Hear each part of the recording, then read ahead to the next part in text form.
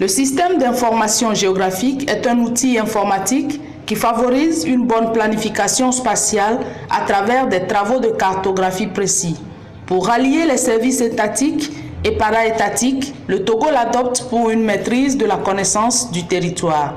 Cependant, des insuffisances à la pleine application se font remarquer, notamment l'absence d'échange de données et d'informations géographiques entre acteurs du SIG, l'inefficience dans la gestion des structures du SIG, la redondance et les doublons dans la production et diffusion des informations. Le système d'information géographique, communément appelé SIG, est un outil informatique qui permet d'exécuter toutes sortes de travaux cartographiques.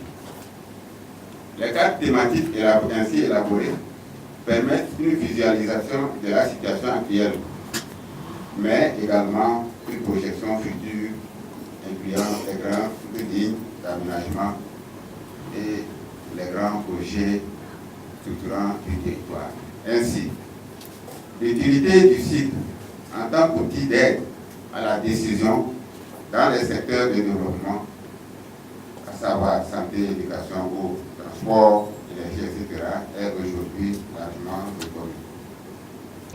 C'est pour pallier à ces insuffisances que le ministère de la Planification du Développement a organisé dans la journée du jeudi 19 juillet dernier à Lomé un atelier d'échange entre les acteurs de gestion des systèmes d'information géographique au Togo. Akakpo Kwame Fofo, directeur de l'information et de la cartographie. Dans la production de l'information territoriale et spatiale, échange des informations, des données, de façon à ce qu'il n'y ait pas de doublon et que nous puissions partager le maximum d'informations qui puissent contribuer à la connaissance du territoire togolais. Et une fois que ce territoire sera connu dans toutes ses dimensions, on peut maintenant enclencher les actions de développement et de planification.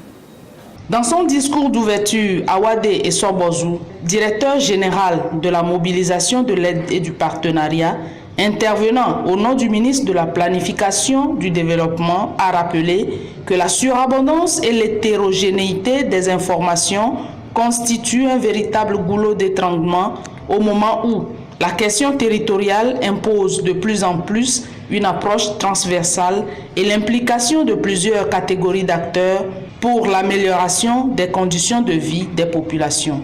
Mesdames et messieurs, chers participants, au-delà des considérations nationales, je voudrais rappeler que l'appartenance du Togo à l'Union économique et monétaire africaine du MOA nous conduit à s'impliquer davantage dans les politiques sous-régionales qui mettent de plus en plus l'accent sur les questions d'aménagement du territoire. Comme vous le savez, l'acte additionnel portant adoption de la politique d'aménagement du territoire communautaire de l'UEMOA reconnaît en son article 3 la capacité à l'aménagement du territoire d'assurer la maîtrise spatiale d'un développement économique, social et culturel soutenu, harmonisé et durable.